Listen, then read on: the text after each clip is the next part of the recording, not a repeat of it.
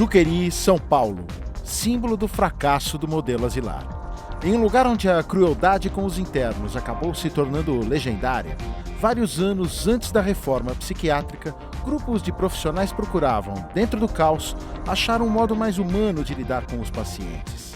Com o tempo, a luta foi institucionalizada, mas ela já vinha sendo travada em território inimigo. Dizem lá no Juqueri que quando a gente é picado pela saúde mental, não tem jeito. Aí nunca mais saí, tomei a água do Juqueri e fiquei. Na verdade, eu estou lotada no Juqueri até hoje. Ninguém assume isso, mas nos anos 70, o Juqueri teve 16.500 internos, né? Então, eu sempre fui muito de fuçar. Eu gostava de ficar olhando, fuçava os prontuários antigos. Eu via assim, tipo assim... diagnóstico, homossexualismo, conduta, 3-ECT, que é o eletrochoque. Você tem uma ideia. Isso no prontuário, assinado, carimbado. Tinha um esquema bem de fazenda mesmo. Tinha um central, né? E havia as colônias, né? E as colônias tinha as clínicas, que seriam os agudos. E as colônias, que eles colocavam os crônicos, né? E no central... tinha uma escada que tinha que eles chamavam lá de calabouço, mas era um calabouço. Tinha nas paredes, eu cheguei a ver, porque agora pegou fogo, não tem mais nada. Havia umas argolas assim, presas nas paredes, e tinha umas coisinhas fechadas, assim, uns quartinhos com grade. Agora, a cela forte era um negócio chamado rotunda, que é naquele esquema de presídio. Era aquela coisa redonda, né? E tem tipo um mirante que fica o funcionário lá olhando. Então as pessoas, alguns podiam sair, tomar o banho de sol, mas a maioria eram quartinhos mesmo, forrado, para que se a pessoa se batesse, para não se machucar. Nem sei se era forrado, eles diziam que era forrado, eu não cheguei a ver isso. Eu fui trabalhar numa colônia que tinha 500 pacientes internados. Aí eu falei assim, eu era a única psicóloga. Então, vocês logo falaram assim, não tem como atender. Como que eu atender? Então, a gente já se juntou em equipe, e a psicologia com a terapia ocupacional fazia uma dobradinha muito legal, que a gente começou a... Então, o que nós fizemos? Nós escolhemos 2 pavilhões, não por acaso, que eram 2 pavilhões que ficavam fora. A colônia que eu trabalhava, ela tinha um desenho de uma estrela, e tinha duas estrelinhas fora. Que eram 2 pavilhõezinhos, que era o pavilhão 11 e o pavilhão 12. Tinham 12 pavilhões. Sabe o que a gente fez? Era pavilhão. Pavilhão é assim, é um trem mesmo, né? É um negócio aberto, assim, as camas, né? Uma grande enfermaria, né? Então a gente conseguiu autorização, nós dividimos tudo em quartinho. Eles fecharam com porta. E aí, no dia, eu me lembro bem do dia que nós fomos entregar as chaves. Que a gente fez lá uma coisa para entregar as chaves. E aí tinha um psiquiatra que esse era contra. E ele chamou eu e a TO na sala dele e falou assim, olha, eu vou só fazer uma coisa para vocês. Se acontecer alguma coisa, eu vou responsabilizar vocês 2. Né? Vamos embora rezando para que nada acontecesse. Não aconteceu nada naquele dia, no outro dia. E aí, assim, as coisas que aconteciam. E aí a gente nós fazíamos, nós tínhamos, toda sexta-feira nós tínhamos uma grande assembleia. Então juntava todo mundo, tinha um espaço que nós conversávamos com eles, né? Porque a proposta a gente foi trabalhando a autogestão. Então a ideia era assim, aqui é a casa de vocês, então vocês que têm que cuidar. E aí nós colocamos o tanque, mas isso tudo porque tinha um governo que apoiava isso, né? Então colocamos o varal, o que mais? Assim, é uma casa, foi, né? Virou.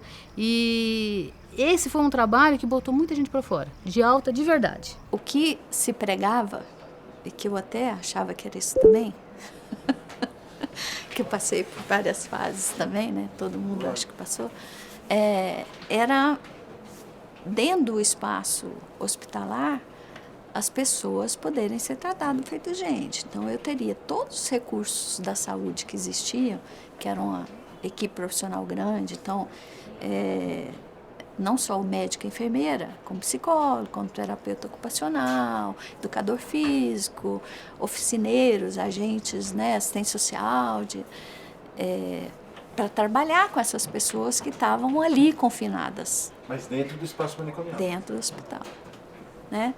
Então, não estava colocado que a liberdade era terapêutica. Mas a proposta da luta era mais ousada. O que se propunha era um mundo sem manicômios. E o balão de ensaio no país foi o fechamento do Hospital Anchieta, em Santos. A ideia não era melhorar as condições dos manicômios, mas fechá-los. Acho que Santos foi uma verdadeira revolução. A gente não imaginava o que iria acontecer.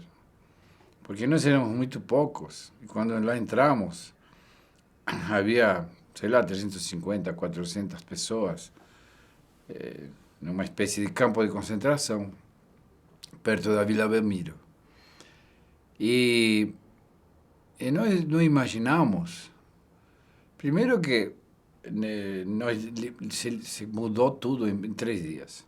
Se fecharam a Cela Forte, parou o eletrochoque punitivo, as pessoas podiam circular. Foi a primeira experiência onde o CAPS, que lá era NAPS, era núcleo de apoio, não era o núcleo que era a diferença.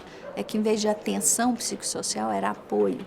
Era apoiar o paciente frente às instituições da vida para ele sofrer menos e poder se inserir com mais potência e tal, né? A gente colocou um mapa da cidade de Santos e dividiu as enfermarias por região. Então, ia saindo, né, os pacientes com seus terapeutas para criarem os NAPs. E se fechou o hospício em tempo recorde, porque em 94 já o hospital estava fechado.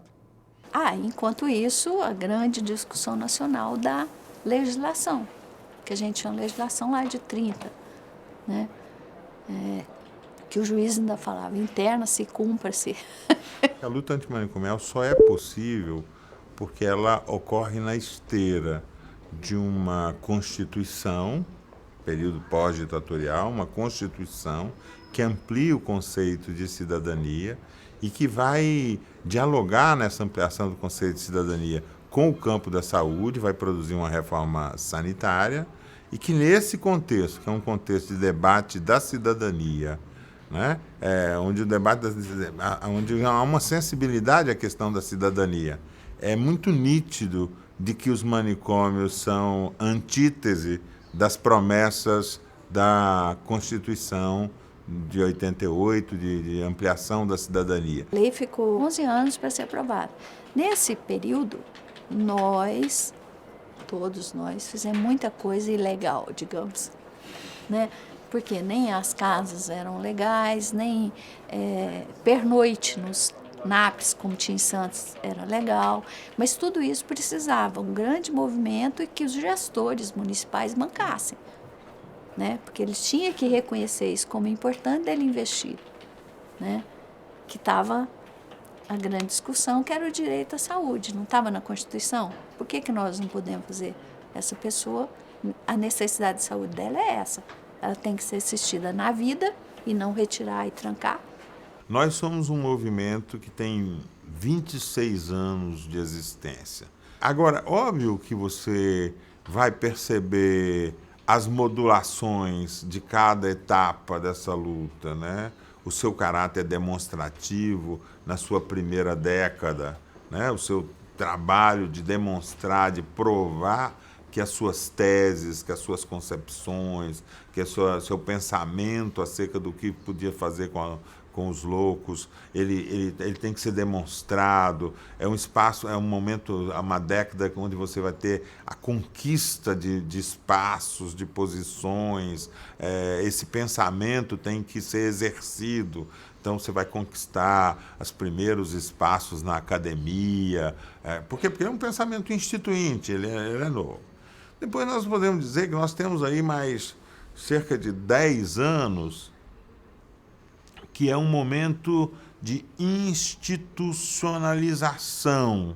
Então, quer dizer assim, nós saímos da condição de ser um projeto e viramos uma política pública amplérrima, uma política pública que fechou 70 mil leitos psiquiátricos, né? E criou 2.000 serviços substitutivos, substituiu leito psiquiátrico por serviço. Óbvio que esse movimento de institucionalização, ele corresponde a uma certa cristalização, ele corresponde a um certo empobrecimento. Então, é inevitável que a gente tenha uma fase, né, tenha tido uma fase que você tem razão, que é uma fase onde a mobilização política pela realização, as pessoas já encontram meio pronto, então elas se encaixam, né? E aí elas produzem um certo adormecimento ideológico. Eu acho que nós estamos nessa situação complicada. Não é uma situação da reforma psiquiátrica, é uma situação do Brasil, né? É uma situação da saúde. Por exemplo, o SUS, eu acho que ele nunca teve tão privatizado, ele já teve épocas muito melhores. Por exemplo, a questão da OS não é da agora, é da NOB 93, uma das primeiras normatizações do SUS, que é de 90, 89, 90, ela já fala em OS, mas ela não tinha tanta força. Vem a lei da responsabilidade fiscal, né? Aí a maioria dos serviços substitutivos da mental são ligados ao OS, porque não podia mais fazer concurso e contratar. Então, até uma época, o Estado municipal, ele ainda era o gestor. Agora ele está perdendo essa gestão, ele faz contrato de gestão que repassa a gestão também, né? Então, assim, não acho que é um problema da saúde mental, é um problema da saúde, é um problema do país, né? De que a gente enfraqueceu nesse sentido. Todas as revoluções ficam difíceis quando tem que dar continuidade, certo? Mas nós aprendemos verdadeiramente a cuidar de loucos, a cuidar de esquizofrênicos. Quantas pessoas que passaram 30, 40 anos, 20 anos, 10 anos num manicômio, hoje vivem nessas moradias, chamados serviços residenciais terapêuticos, que são mais terapêuticos que qualquer medicamento ou que qualquer CAPS, né? Que muda o habitar, o viver, enfim. Acolher as pessoas, pensar que cada uma é uma, então tem um projeto diferente, você não tem que atender massificado as pessoas, mas, né, essas coisas veio da mental. Se trabalhar em equipe, né, não pensar só em competências e habilidades de cada profissão, né, que tem complementariedade, isso tudo veio da reforma.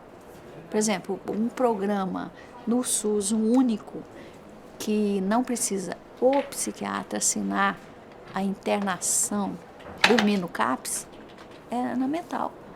A equipe pode decidir, não, você hoje fica, não precisa emitir o psiquiatra. A equipe pode falar, não, hoje você não precisa ficar, você pode ir embora, não precisa o psiquiatra. É só na mental isso.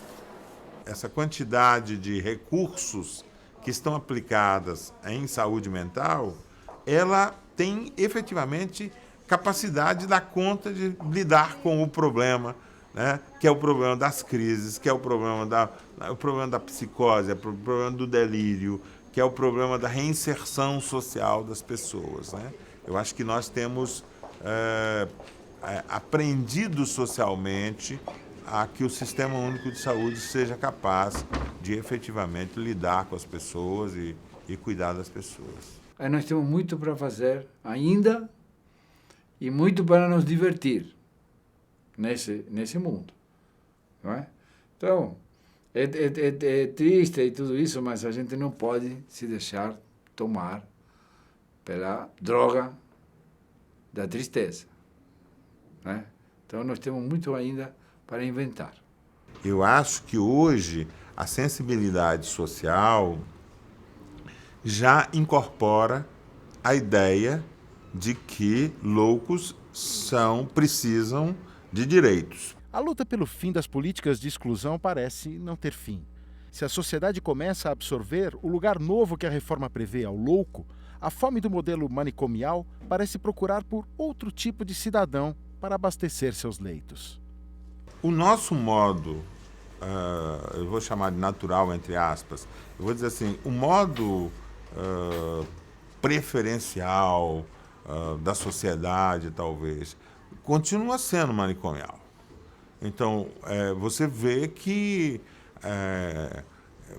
basta que a gente relaxe um pouco e você vê que a tentação a reinstalar modos baseados na exclusão para lidar com os problemas, ele volta a se instalar. Então, aí eu introduzo o tema que é da atualidade da reforma psiquiátrica, que é o tema exatamente do recrudescimento da ideia da internação compulsória para usuários de droga. No próximo programa, contra o passo atrás representado pela figura da internação compulsória, o trabalho dos CAPS-AD, a nova frente de batalha da luta antimanicomial.